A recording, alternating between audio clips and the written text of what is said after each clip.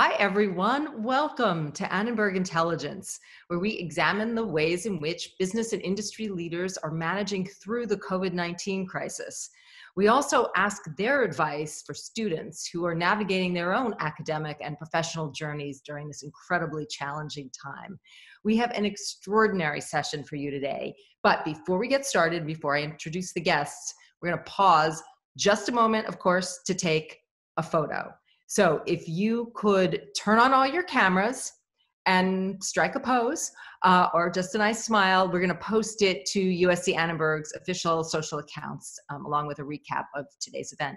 I'll count you down, everybody. 1, 2, 3. Fantastic. Thank you for letting us do that.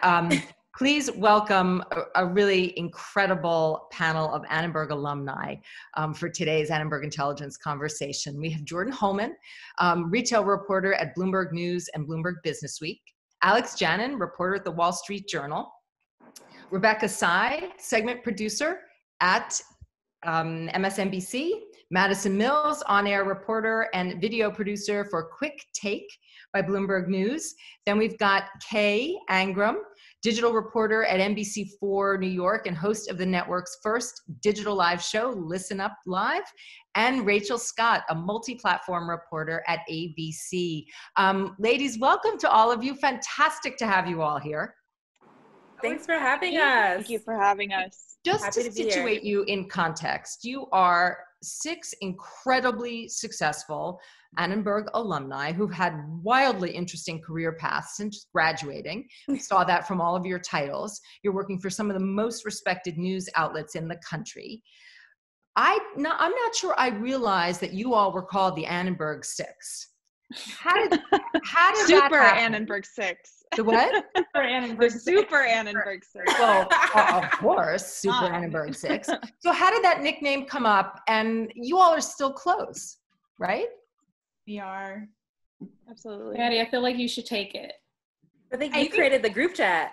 Yeah. I created the group chat, but if I remember correctly, Kay Angrum was responsible for the infamous title. So yeah, that was key. Love the name for a group chat, and it only made sense. And you became friends through your work in covering news?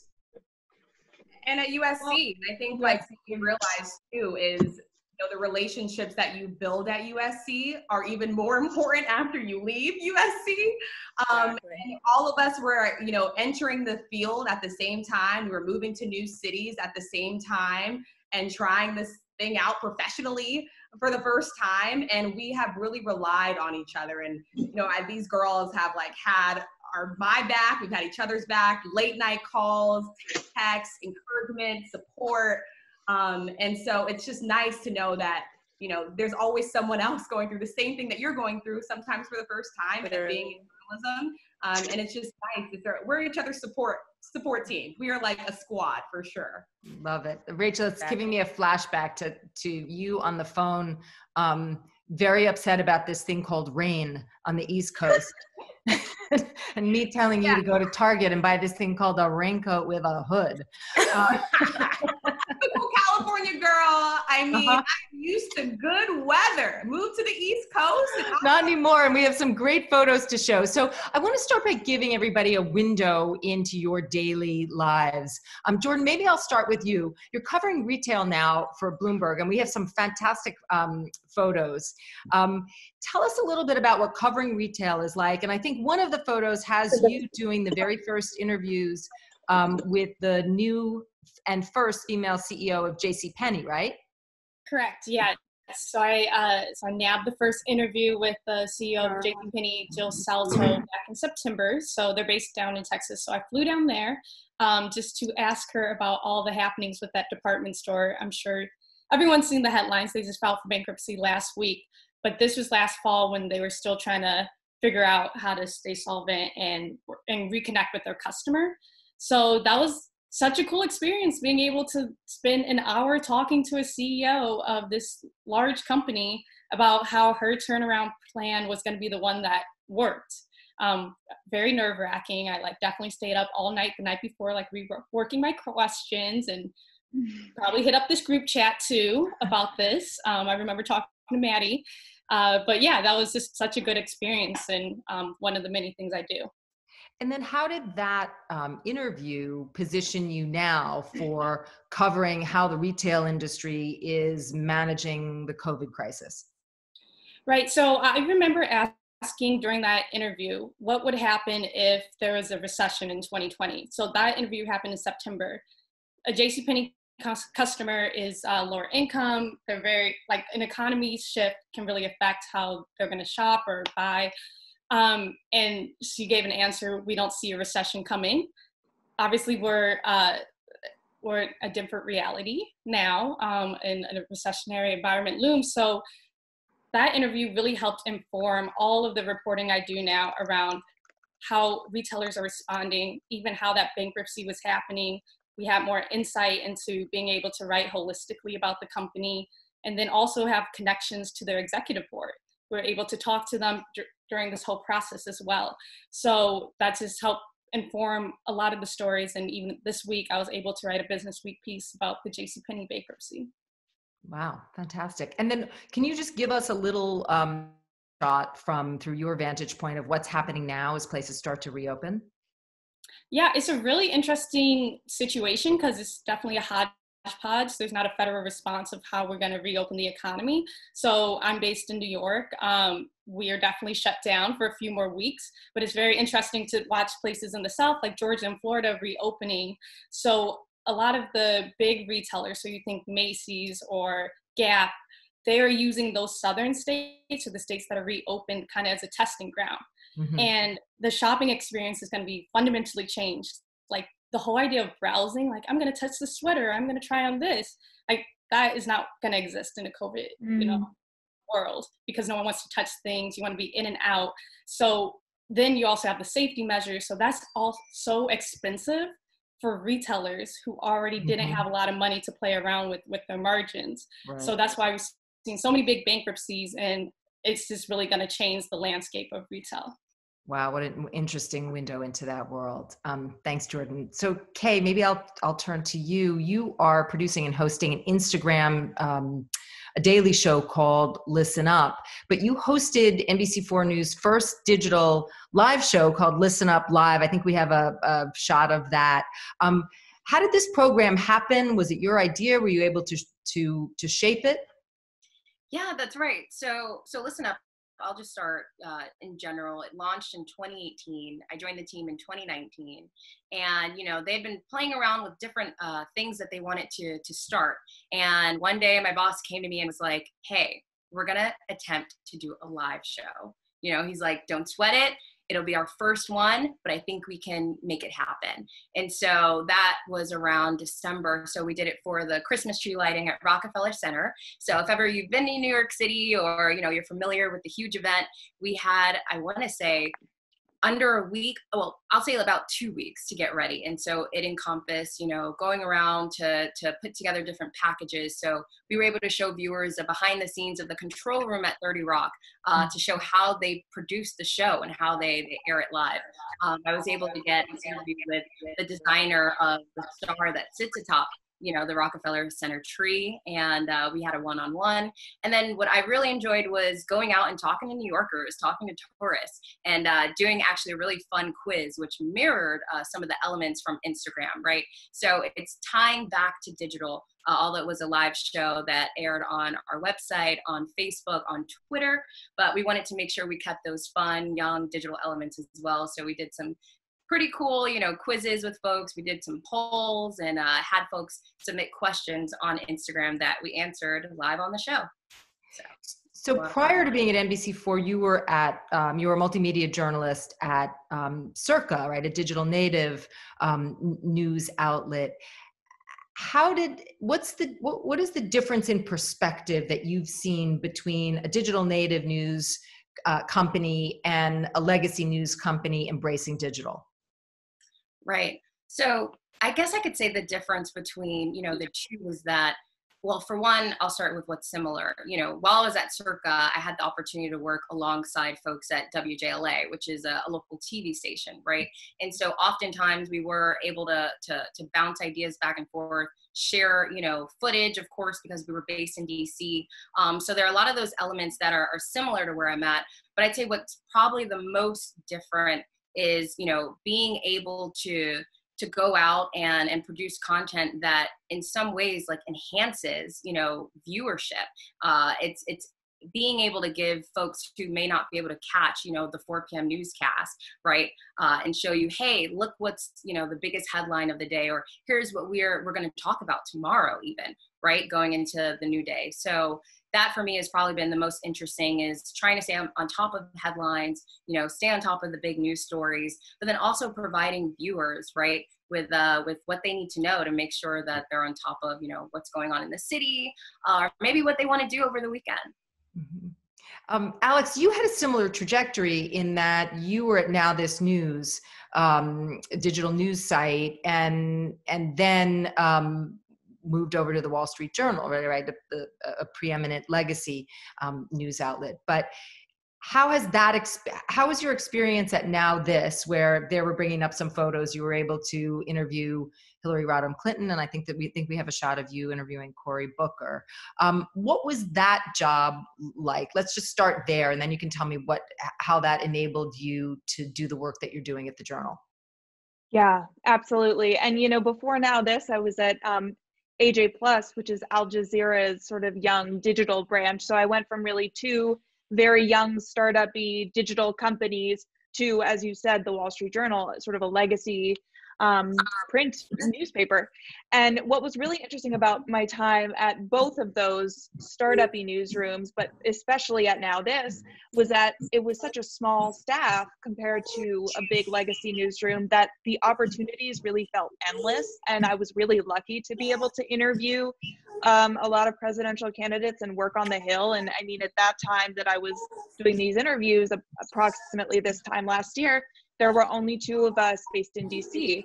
And so the fact that we were just so young and scrappy and small meant, any opportunity was kind of, available to you if you could find it. So it gave me a lot of good experience with being like a self-starter, a really scrappy reporter with a really small team. And then to come to the Journal, where it feels to me like there are endless resources, has been a really interesting transition. And then obviously to move to the Journal during a global pandemic, where it's been a very traditional newsroom in terms of the fact that there was really no work from home policy. The newsroom was very much a newsroom where all the reporters were gathered all the time. Then to have to sort of almost like shift and adapt to what startup newsrooms have been doing for a long time has been really interesting too. So do you feel like you had an advantage because you came in with all of those skills, you could do it all? Definitely. I feel that way. And I think that Annenberg was a big part of that journey for me. And I think for all of us, Annenberg was so, the newsroom at Annenberg is really one of the most incredible newsrooms I've worked in. I mean, the technology is the newest tech. The classes train you exactly how it's going to be in the field. So I felt very, very prepared already to be a one-woman band by the time I entered my first job at AJ Plus, and then at Now This. I felt very comfortable producing, shooting, hosting, basically doing it all. And I did feel like those jobs gave me an advantage by the time I got to the Journal. Mm-hmm. Now, right now at the Journal, you're one of the areas that you're covering is young people. And Gen Z, and I know you've been reaching out, asking them about the challenges they're facing right now, particularly what's going on in the college world.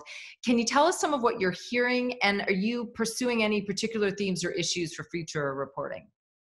Yeah, thank you for bringing that up too. For folks that are on the call, I'm going to do a little plug here. We are a new team at the Journal that's focusing on millennials and Gen Z, so please follow us. We're called Noted.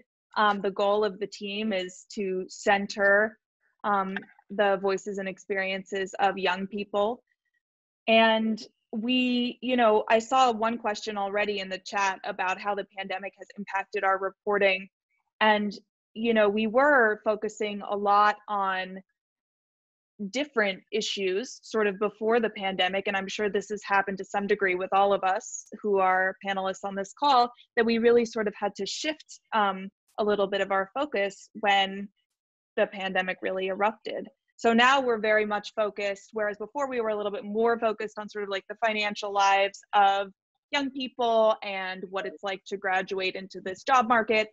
Now we're very much focused on, we have a whole section called Notes from the Pandemic on how COVID-19 is impacting young people. And it's everything from young people who have passed away from COVID to college students who, are not going to be able to return to campus, to gig workers and, hospital employees.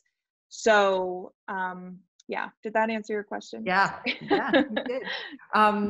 Madison, you are a producer. You're also at Bloomberg, along with Jordyn, producer at Quick Take, at Bloomberg. And I'm wondering, how has your reporting changed? How has Quick Take changed since the pandemic?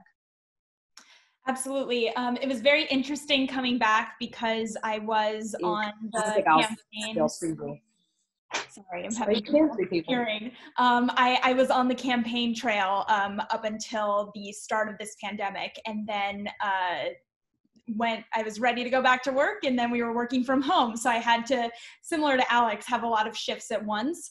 The biggest thing for us was launching and kind of following the trends that I was seeing in my feeds, which is something we do a lot at work, is see, what are our friends doing online? And then we want to mirror that as a newsroom. So I helped launch our first live Q&A series. We go live every single day doing Q&As with people like Andrew Yang, Deepak Chopra, presidential candidates, or people who were presidential candidates and things like that. And it was really important for us, and always is our first priority, to jump on those trending means of consumption. And we found a lot of success with live because, as we were talking about before we started the panel, everyone is online right now, right? Mm-hmm. We're seeing Snapchat have their best quarter ever right now. We are having our best numbers ever at Bloomberg, and it's because everyone is glued to their phones and dying to be entertained. So for us, it was about reaching people where they are, which is the number one lesson I took away from my time at Annenberg, is just find people where they are and tell a good story and they'll watch it. You have been, speaking about where you are, it probably more so than the rest of your colleagues on this group, you've changed jobs quite a bit, and your job has changed from reporting in a variety of places, New York Mags, New York Times, USA Today, to working on Mike Bloomberg's campaign. How did that happen? How did that come about? Yeah, so I've definitely hopped around a little bit. As this group chat can tell you, the media industry is very interesting and there are highs and lows. I've been really lucky to have amazing positions, and I've also worked in newsrooms and been impacted by layoffs. So, and I was so lucky when that happened to me to be best friends with Jordyn Holman, who got me in the door at Bloomberg. And I think that's so important to remember, that it's not just about networking up. I think in college, it was so daunting to think about reaching out to the CEO of a newsroom, and the people who are your best friends can also be that network for you to help you someday. So I was about 8 months into my time at Bloomberg working on Quick Take. I was camping upstate and got a phone call from my boss saying, would you like to take a break from the newsroom and clear out your desk in the next 24 hours and go work on a presidential campaign. So then Jordyn was with me the next day, clearing my 80 pairs of shoes out from under my desk, which was exciting. And, it was, I think I learned so much from that experience that I'm going to carry with me throughout my reporting, just learning what, and a campaign is like, getting contacts from all the other campaigns who I am still in group chats with to this day, getting stories from them, going to 70 plus cities. You know, I was on the plane with Mike every day, so I got to see the country. And I think my big takeaway from that is all of us are such planners. We love to have goals that we can work towards, and we get a bit of anxiety if we don't feel like we're hitting that. But sometimes there's an opportunity that's going to come up that you could have never thought of. I never would have said I want to work on a presidential campaign. So if you just work hard and you are the most talented person in the room, things will come to you that you wouldn't have even thought of. Rebecca, you have a few things in common with Maddie, not the least of which is that Jordyn appears in your as a through line. But one of your early jobs was working as a press aide for Kamala Harris. And how do you feel like that work prepared you for your jobs in news? I think tremendously, just because, you know, working now, I work for Joy Reid at MSNBC, and we're heavy into politics. And I think working, you know, for Kamala Harris and understanding her office, she was at the time Attorney General. And then when I was at USC, actually for the last 6 months, I was at SC as a senior. I actually interned for her Senate campaign as well. And so kind of just knowing the ins and outs of like campaign life and like, you know, just how that whole process works, you know. So when I went to NBC News, we were in an election year. And so I came into it with, you know, I feel like an enhanced knowledge of how these things work, and also working in her office as a press assistant, you know, just understanding how to interact with media and how to interact with reporters.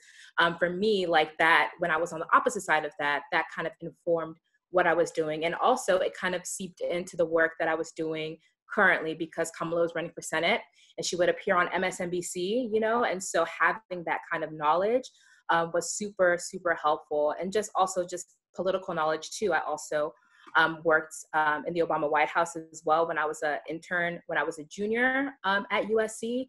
And so all of that, I think all of that experience actually working in government, it helped me in, you know, covering government, because I knew the inner workings. Well, for the most part, I guess, like a little bit, working as an intern, as much as you can know the inner workings. But it always informed my voice when I was like speaking up in pitch meetings, kind of understanding and knowing how things worked on the inside, and then taking that and translating that into my work as an actual journalist on the outside, I guess you would say. So tell us a little bit about this photo. You were working at the one with Reggie. I'm gonna have you go back to the one with Jordyn. You're a producer on AM Joy, and somehow you booked Jordyn? Yeah, so this actually happened super organically, surprisingly. So at the time, we were in the thick of Hurricane Irma, and you know, Joy was looking for somebody who could really speak to the devastation that was going on in the U.S. Virgin Islands. And at the time, I knew Jordyn was out. I think you were traveling there, right? And you were on the ground in the field, covering what was happening and the devastation there. And so literally in our pitch meeting, how it kind of happened was our bookers and Joy was like, we need somebody who can speak to the U.S. Virgin Islands. And I was like, I have the person, Jordyn Holman. And so, you know, I pitched her, and, you know, she was actually that same week, she was also on with Lawrence O'Donnell, if I'm correct, right, Jordyn? Yeah. So she was on with Lawrence O'Donnell. And so I was just like, guys, like, she's really great. She was on with Lawrence O'Donnell. She's really knowledgeable on this. She was actually on the ground in the field. And I think it would be great to have her on. And, you know, we booked her, and I produced the segment. It was Jordyn along with Congresswoman Stacey Plaskett, I believe. And they did a panel with Joy for about, I think, a 7-minute segment that I produced, I wrote, I researched for Joy.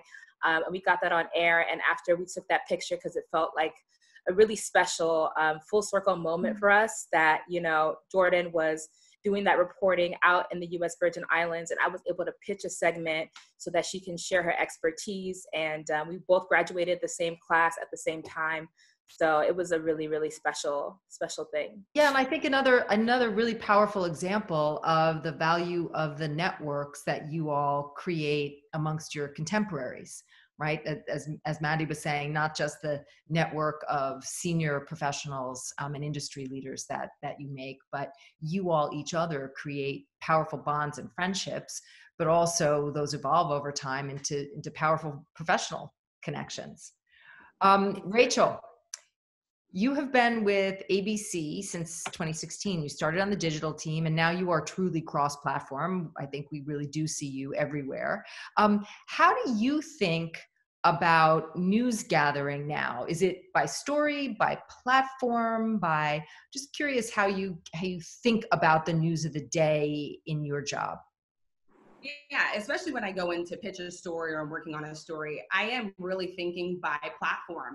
I am thinking about what's going to air on GMA. I'm on GMA tomorrow morning. I'm thinking about what portion of this could we possibly pitch to start here, one of our podcasts. I'm thinking about what version of this could run on ABC News Live, our streaming service. As you can tell, I'm plugging a lot of ABC here. But I mean, really, ABC has invested in all of these multi-platforms, right? So we are not just on TV, we're also on digital. We also have podcasts, we have radio, we have affiliates as well. And that is something that I did learn at Annenberg. These are all tools that I learned at Annenberg. When we are out in that newsroom and we're filing a story, we are filing it in several different ways. We're not only supposed to go out and shoot it for ATVN, we also were supposed to come back and write it up and then figure out if we can, steal a piece of it and send it off to radio. And so now I am doing that same exact thing for ABC News. And that's the way I think about stories. I try and think about what element of this is going to be most impactful for that particular platform.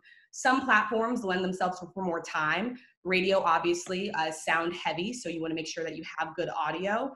But an accomplishing day for me is when I can look at a story that I pitched and I could see it everywhere. And I could say, all right, this got on the podcast, this got sent on the radio. I ended up doing it for GMA or World News. And then we also did an extended version on digital. And each version is a little bit different.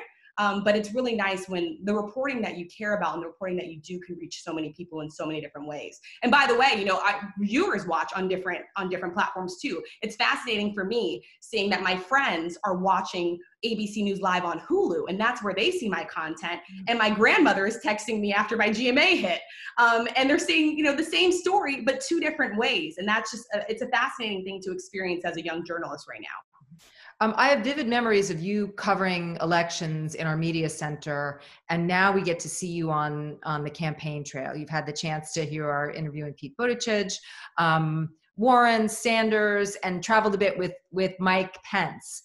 How do you think about preparing for those interviews and those sessions, particularly because I'm going to imagine they're really happening on the fly when you're on the trail like that? Yes, they are.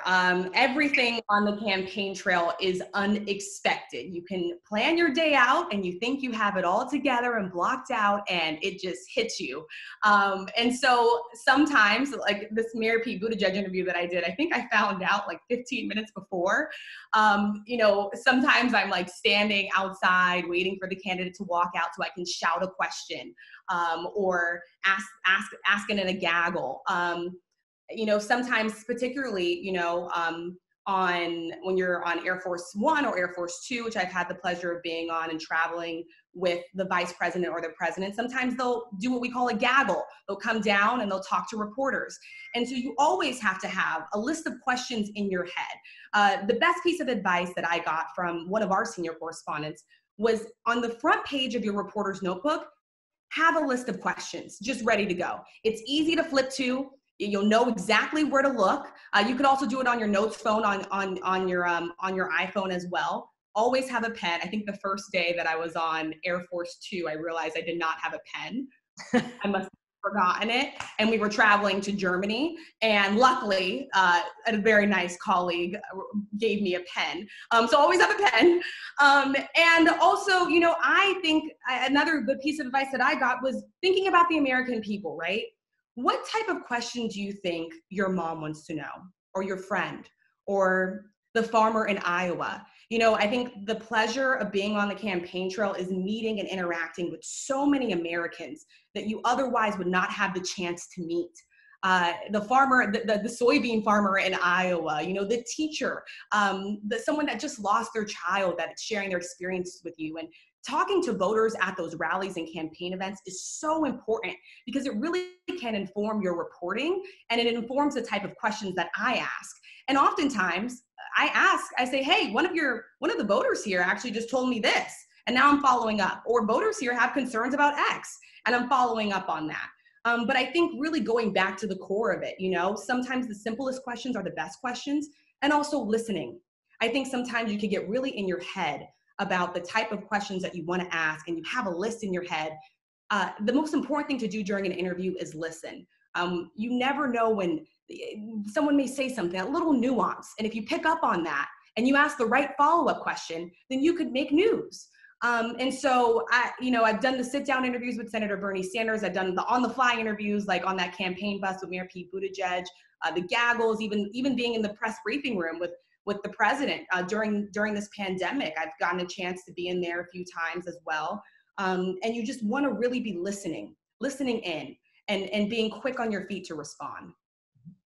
So thank you all for offering us a glimpse of your day jobs. I'd like to just ask you some questions about your generation in the newsroom right now. It strikes me that we know how talented you are. We saw that in action in the classroom, in the newsroom, and across our campus.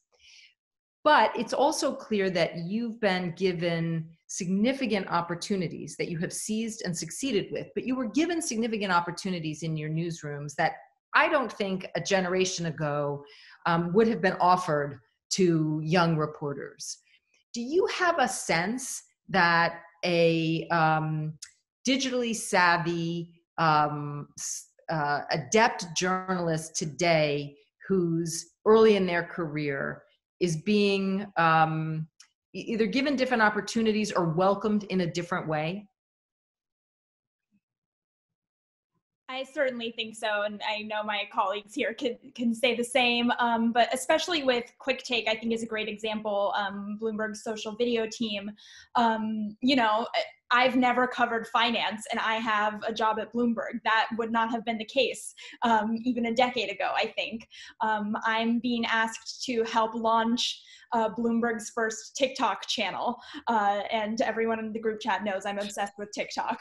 I think if you, and I had a call with Gabe Kahn this week, and he repeated this back to me, which is such great advice. He said, if you graduate knowing how to get teenagers to watch the news wherever they're getting it, Snapchat, TV, Instagram, TikTok, whatever the next thing is, you are employable. And that's been the through line in my career. At every traditional newsroom I've gotten a job at, I've gone in and said, I increased numbers by 500% at my last job. I can do that for you too. And when they see a young person say that, they're thinking ad revenue, so they want to hire you. So I think that's such an important piece, and to your point, makes us more hireable, because we have the opportunity to show people who are employing us that we know how to get our generation to watch content. Mm-hmm. And we know that because we grew up with it. We had MySpace when we were 10. So we know how to do these things. And I just would encourage everyone on the call, also, if you want to be on camera, you have a camera, you have your iPhone. So you should be making TikTok videos every single day. You should make 3 a day. You should follow Gary Vee and do everything he says. These are all things that you have access to. You can promote yourself by making your own content and proving yourself to be a digital native producer. And I think I can add to that from a local perspective. I know around the time of graduating from USC, a lot of us, including these girls right here, the Super Annenberg 6, we were faced with the decision of, do we go the local route? Do we go the digital route? Do we become a producer? Especially since we were on that reporter track. And I think we have seen, and the industry has seen, just how much that has changed.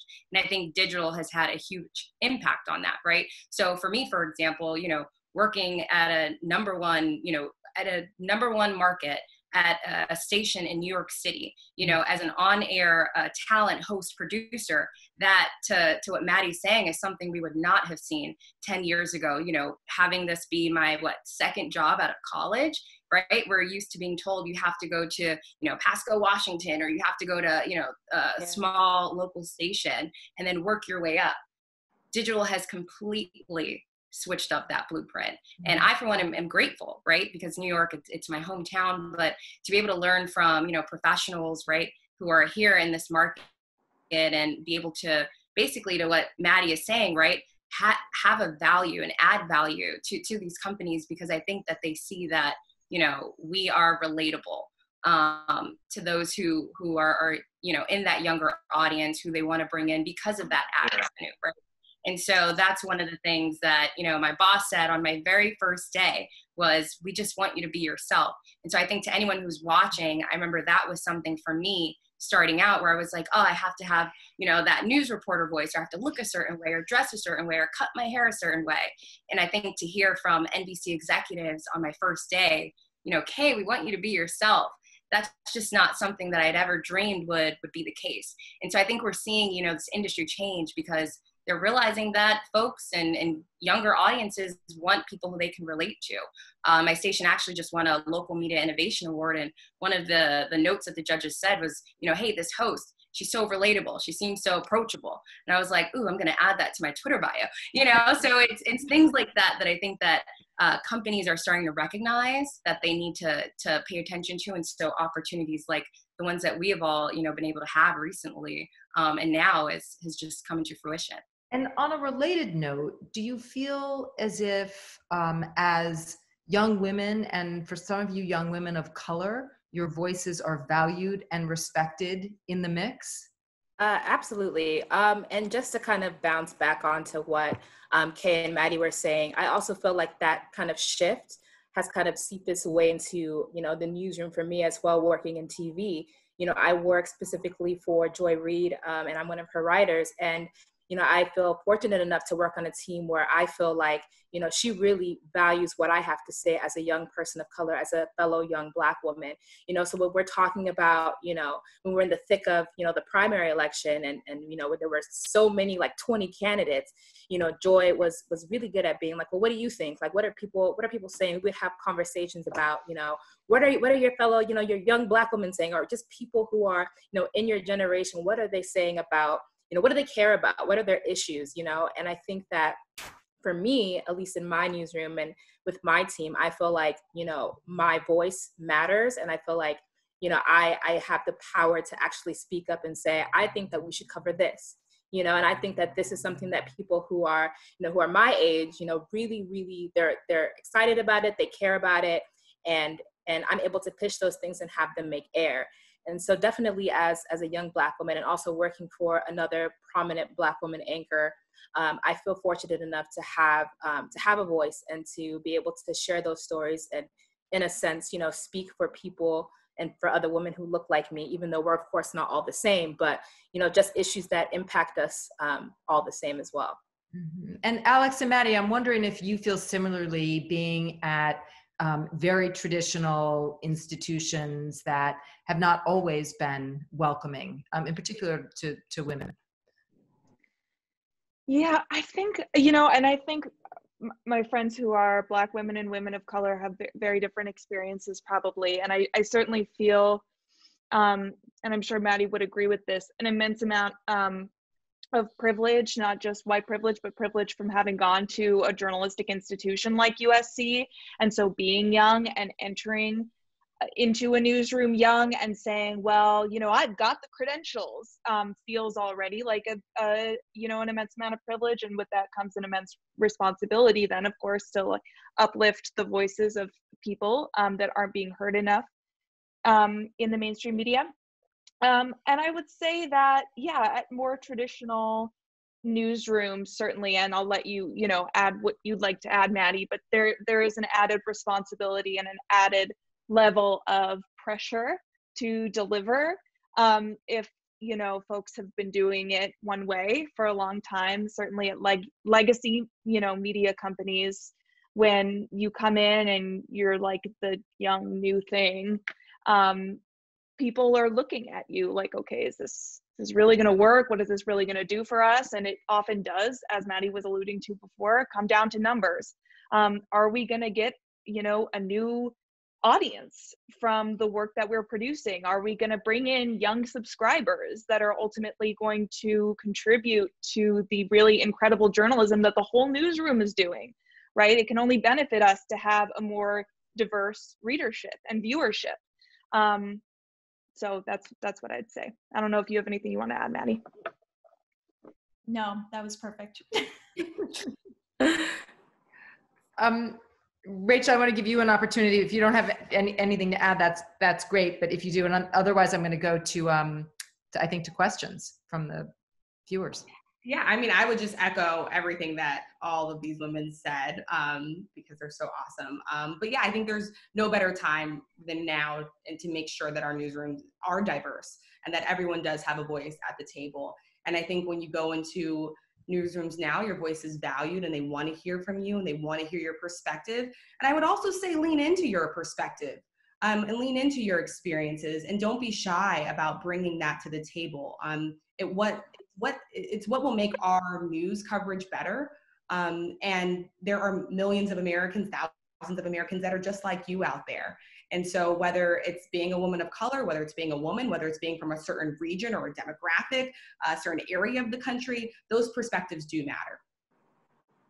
I'm just scanning the questions. And of course, Judy Muller, who had to pop off, wanted to hear about your toughest moment. And what you learned from it, your toughest moment on the job.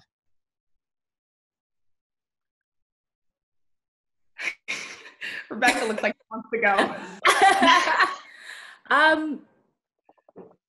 If I can just be, honest and blunt, for me, I actually got into this role that I'm in pretty young. And, I started at NBC as a news associate, which I highly recommend to anybody. I think the deadline might have passed, but which is just basically a program where they invite 10 young, people who are interested in journalism to come to NBC News at 30 Rock in New York and just experience what it's like to be a TV producer.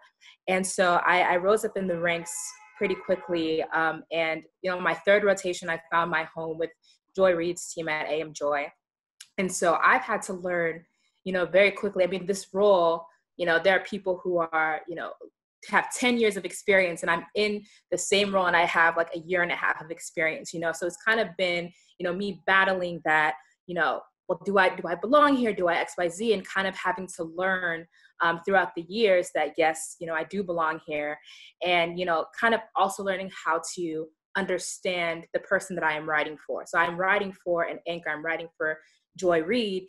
And so, she's brilliant and she's like so much, she has so many years of experience behind her. And I'm like, 2 years out of college and I'm like, what on earth can I write for this woman who, is brilliant and has like decades of experience and worked for the Obama campaign. And, so for me, that has been probably the toughest part about my career is learning how to, tune into another person and write in the voice of a whole other human being that's not yourself. I think, in college you learn how to cultivate your own voice, but it's a different ballgame when you're trying to continue to do that outside of the newsroom and also kind of bridge that with another person that you're writing for.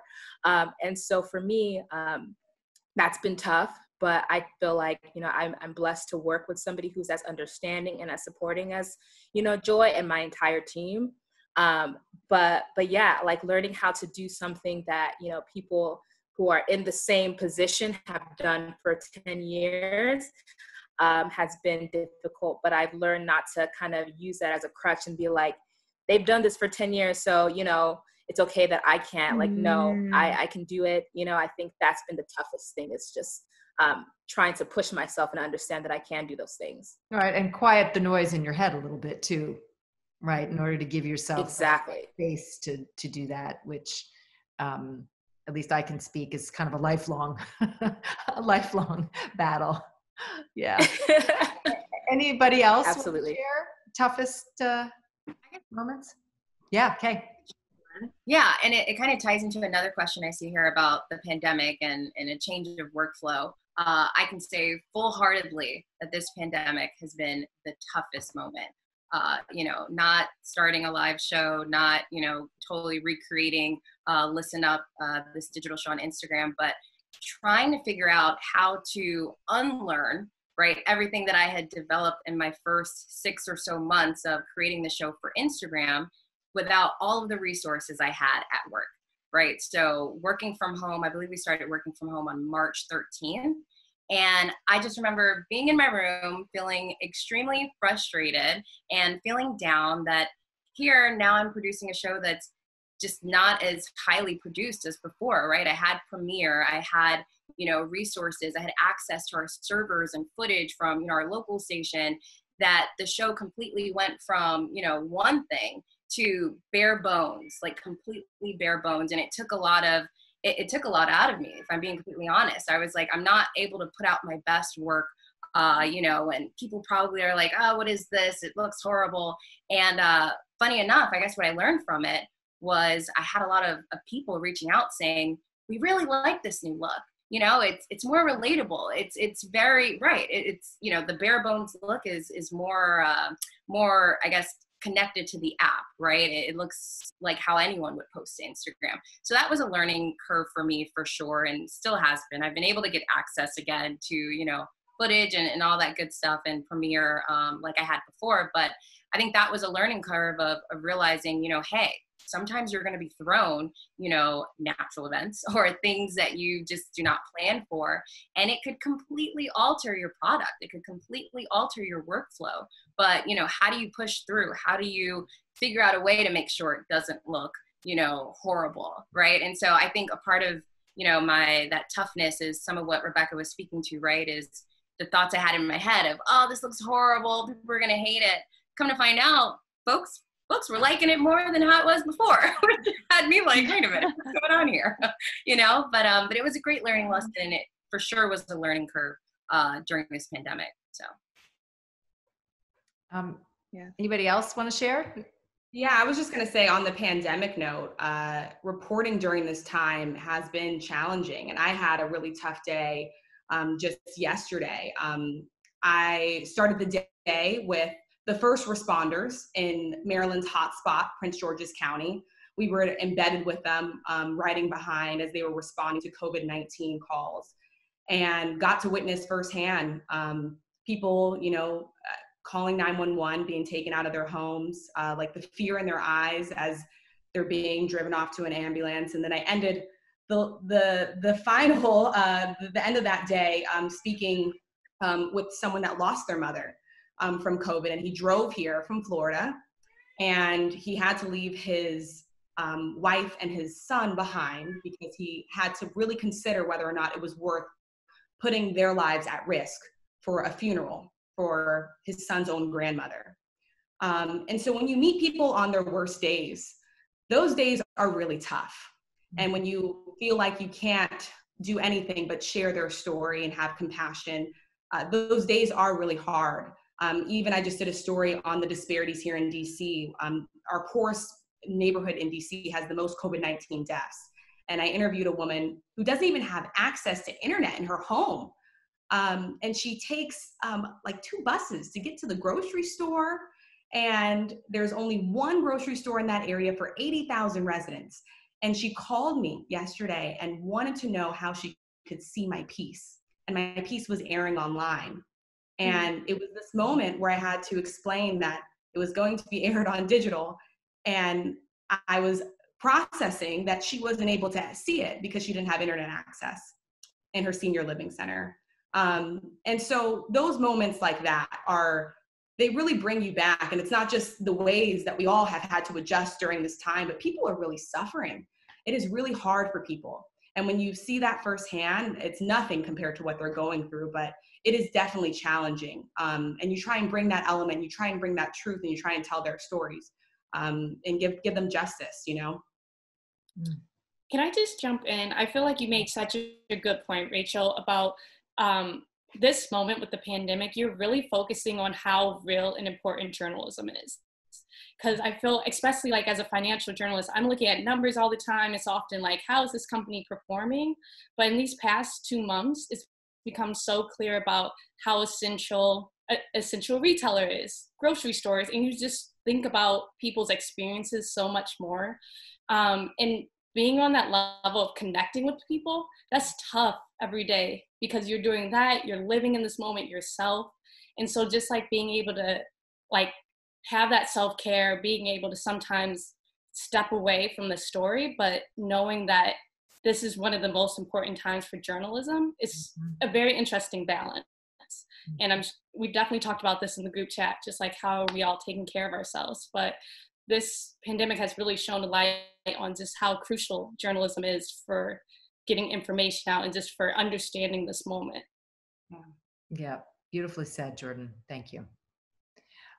Ladies, if you want to dip into the chat and if there are questions that you feel like you want to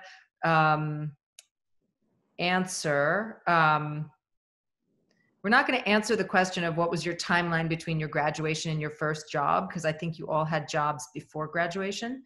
You had incredible, but seriously, if you want to just scan them. Oh, here we go. So actually, this is a great one because Jordyn, something I was going to ask you is you also work on something called Paycheck, which looks at pay equity. And there's a question here that seems, and I was going to ask you if you had advice for this generation about to enter a workforce of things that they could be doing in their own lives, in their own careers to make sure that they were being compensated appropriately. But the question is, do you have any advice for navigating early career salary negotiations? How much was salary a factor in your job search after graduation? Ooh, okay, I'm going to start with the second half of that question. So my number one thing was to have a job. And so I just really wanted to like the place I worked, like the work that I'm doing and the people. And like, to be honest, I did not negotiate the first time I got my offer after my internship after graduating. But then Glassdoor became a really good friend of mine just to start doing research. I feel like that's really key. And once you get to know the newsroom or whatever environment that you're working in and building connections, you start seeing how much, like what's important for certain newsrooms. You start talking to colleagues and whatnot. And I think what's important is, one, use the resources of the professors at Annenberg. I too speak to Gabe Kahn very often about this very topic, and just getting a gut check on certain things. It's like, okay, well, they asked me to take on XYZ responsibility, and I'm doing more TV, and I'm doing a podcast. I'm so excited to do this, and then the question is like, wait, are you getting compensated? So sometimes you do need someone who's more experienced to like put another thought in your head, because I think early on we're so excited to have that experience. So I think having those conversations has been really helpful. Having conversations with my colleagues, just to be like frank and like, what are we all getting paid here? I think that's good. And then when you're actually in the negotiation, just constantly reminding yourself that you're worth it, that these are not natural conversations to have. As you rise in your career, you should be having these conversations, and you're not like jumping the gun or whatnot. So I think the more you do it, the more comfortable you get, but you have to do it. Yeah, can I jump in there real quick too? I just want to say, when I probably shouldn't say this, but when I first got a job right out of college, it was with the NBC News Associates program, and so I was gonna move to New York, and like Jordyn said, like I wanted a job. Like it was 2 or 3 weeks before graduation. I really wanted this program. Don't get me wrong. Like I wanted to be in this program, but I really wanted a job. So when they called me and told me that they were going to give me the position, I accepted, and I didn't even ask what the pay was going to be. Like I was just like, oh my gosh, yes, like great, I'll take this job. And like I look back on it now, and I'm like, oh my gosh, like I didn't even see exactly how much I would be paid. I just really wanted the opportunity. And I think like, if I could clearly go back, I would do that differently. Like Jordyn said, like talking to your peers, figuring out, if you can, if people are willing to share, kind of bounce those numbers off other people. And also just realizing like when you are, right out of college and you're looking for that new role, understand that, you do deserve to be paid a livable decent wage, and you deserve that. And, especially moving to a big city like New York, or even living in Los Angeles, like that is what you're deserving of. And so, if you can, and if you can leverage it, and you can, speak out about it, I feel like you should definitely be empowered, or feel empowered to just at least ask for what you want and what you think you deserve, because the worst that people can say is no.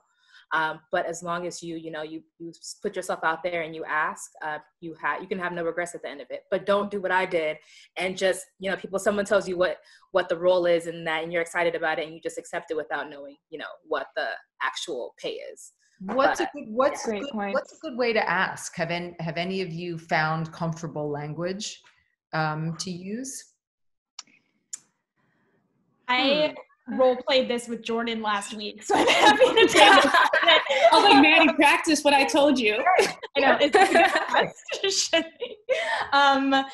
as I've kind of talked about, that owning a number and reminding them of the value you add and that you make them money by being an employee there. So, for example, since quarantine happened, I've created the highest viewed video series in Quick Takes history.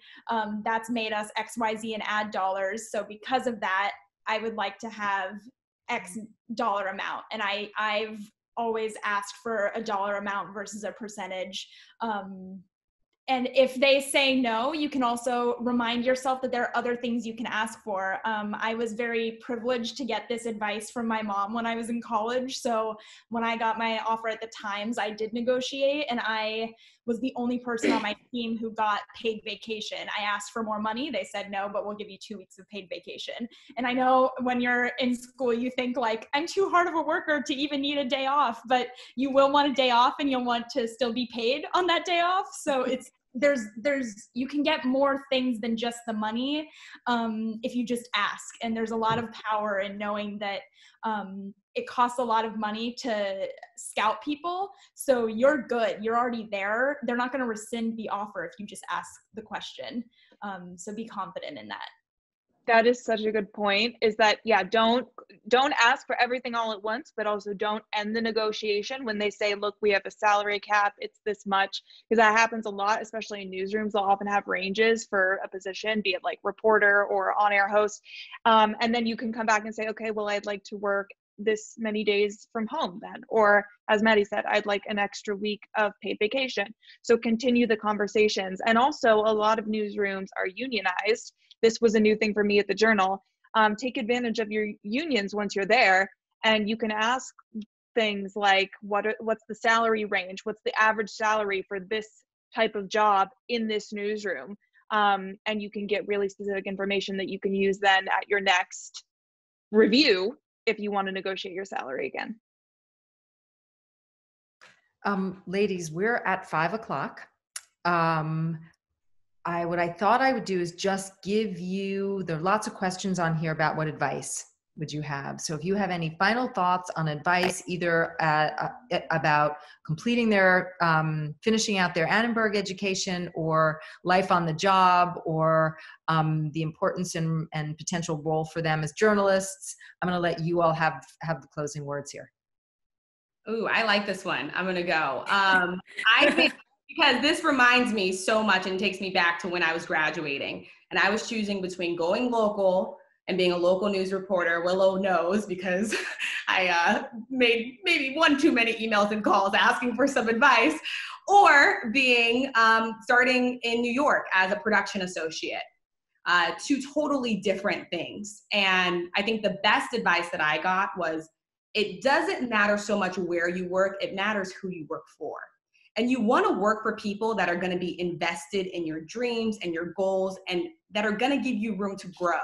And I'm so lucky I found that at ABC. I started as a production associate, and tomorrow morning I'll be on Good Morning America. And that was always the goal. And so, like, for me, I would just say, don't look so much at the title. Really look at, is there ways to grow, and have those conversations. When you're interviewing for a job, you're also interviewing them. And you should be asking questions to make sure that this is a role that you can expand in, you can grow in, it's something that you're going to like. So I will say that. And then I say, once you're in the role, work hard. Work harder than anyone else. first one in, last to leave. My first piece for ABC News, I pitched and I shot on my own and I edited on my own. And I like bought like a gift card for an editor to help like tie it up, like put on the bottom some Starbucks. But I would just say that too, like, you know, really those skills that you learn in Annenberg do not ever leave, just like your network.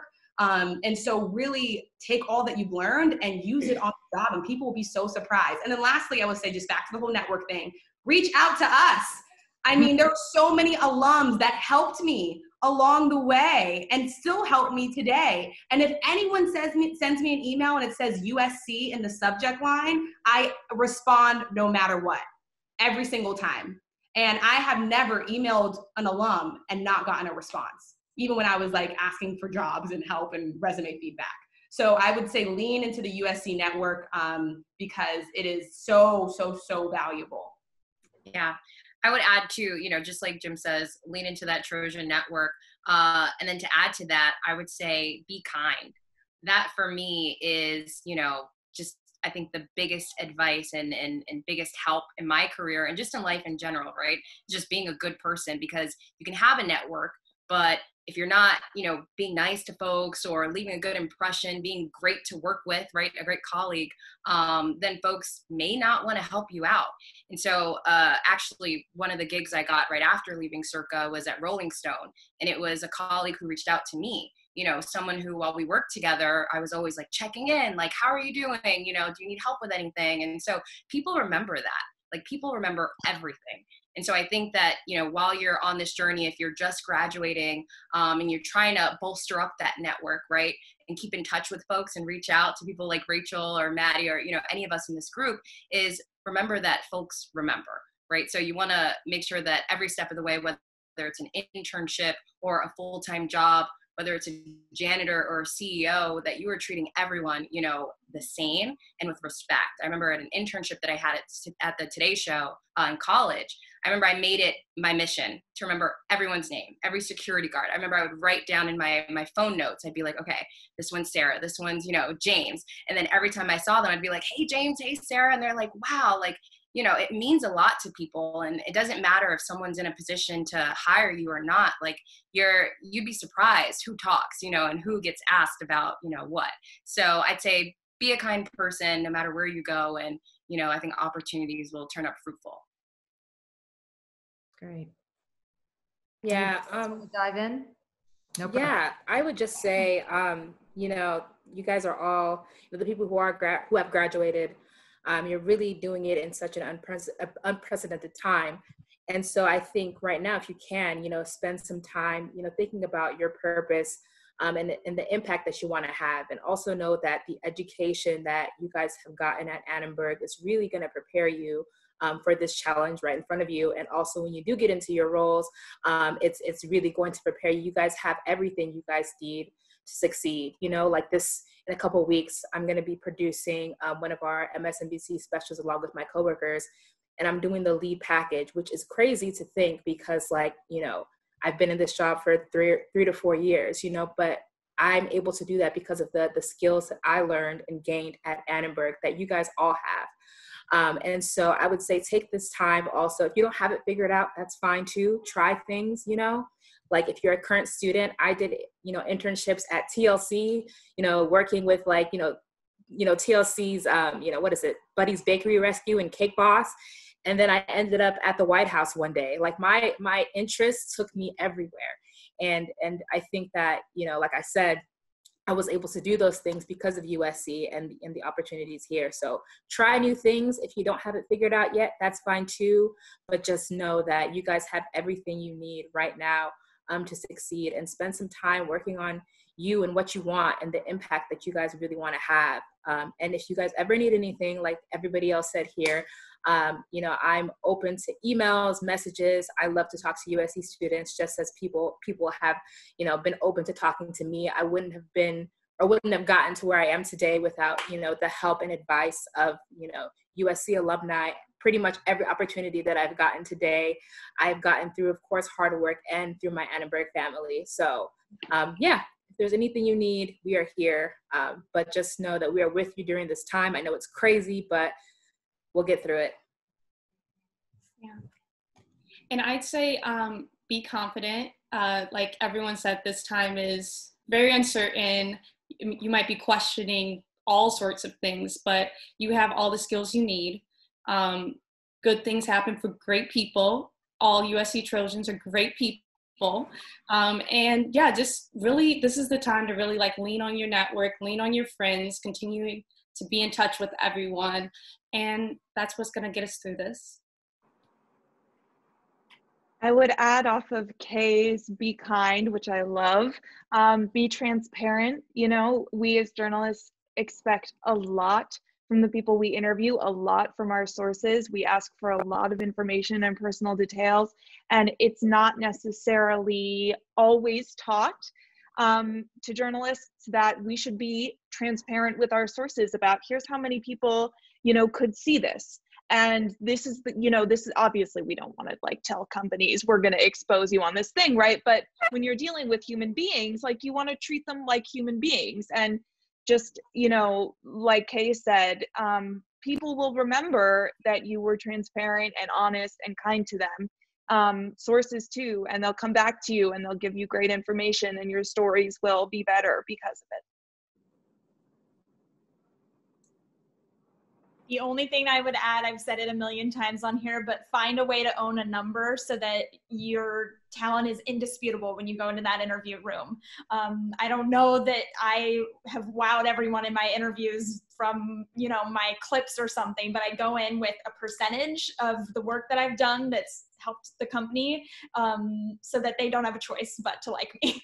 And also remember that, I know it's really hard right now with jobs and employment, and I just can't imagine what stresses you all are feeling, and we are here for you. And remember that you have your phone, so you should be making content every day, and whatever platform you like. I know that's a lot to ask, and I don't know all your situations, but if you have the ability, make things, and you will learn, and it will get noticed, and that can be your clips when you are interviewing places. Ladies, this was truly extraordinary. All of you sharing your wisdom, sharing your advice, sharing your intelligence with all of us. Thank you, thank you. Have a wonderful weekend. You all deserve it after the weeks that you've had and spending your Friday evening, bit of your Friday evening with us. Thank you to everybody who tuned in to watch and who asked such great questions. Truly appreciate you all. Happy Memorial Day weekend, and fight on, everybody.